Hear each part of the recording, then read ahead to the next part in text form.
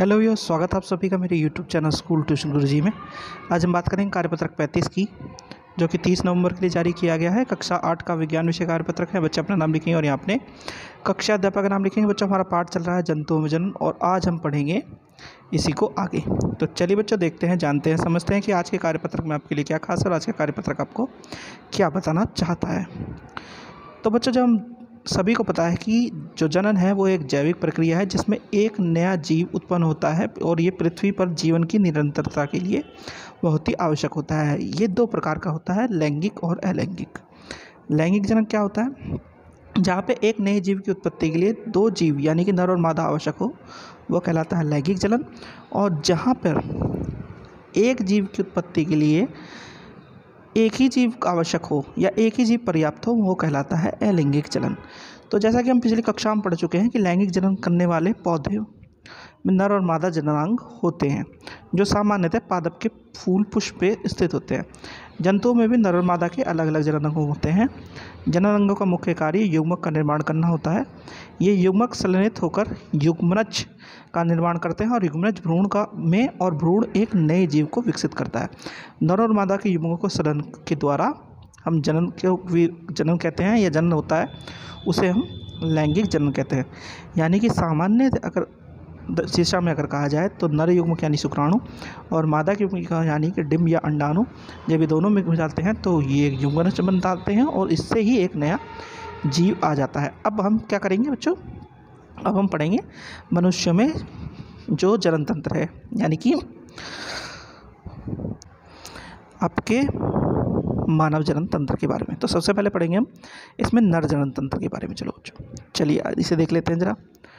तो जब हम बात करते हैं बच्चों नर जनन तंत्र की, तो इसका एक मुख्य भाग होता है शुक्राणु। बच्चों, शुक्राणु क्या है? ये वही भाग है जो जाकर के किस में जुड़ता है? अंडाणु में जुड़ता है। तो नर जनन तंत्र के मुख्य अंग कौन कौन से हैं बच्चों?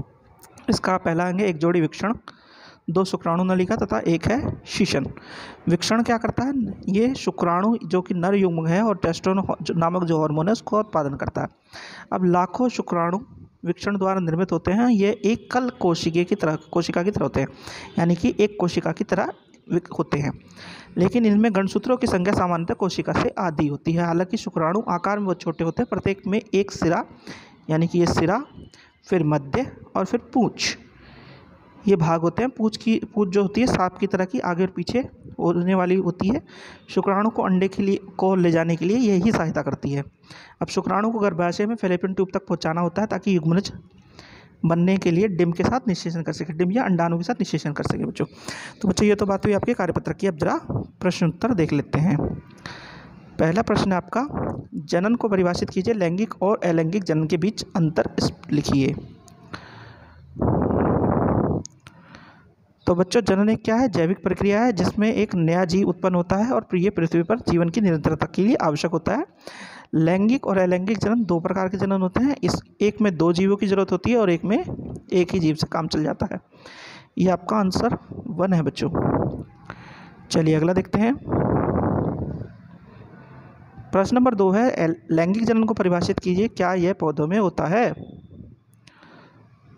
तो बच्चों, लैंगिक जनन क्या है? एक नए जीव की उत्पत्ति के लिए दो जीवों का मेल होना, यानी कि नर और मादा का मेल होना आवश्यक होता है। ऐसे जीव जनन को हम कहते हैं लैंगिक जनन, और ये पौधों में भी होता है। ठीक है बच्चों, ये आपका आंसर 2 है। चलिए बच्चों, अगला क्वेश्चन देखते हैं।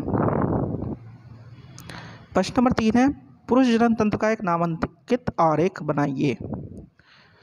तो ये बच्चों पुरुष जनन तंत्र है, इसको आपको बनाना है। ये आपका आंसर 3 है। चलिए अगला प्रश्न देखते हैं बच्चों। प्रश्न नंबर 4 है, पुरुष युग्मक का क्या नाम है? इसका निर्माण कहाँ होता है?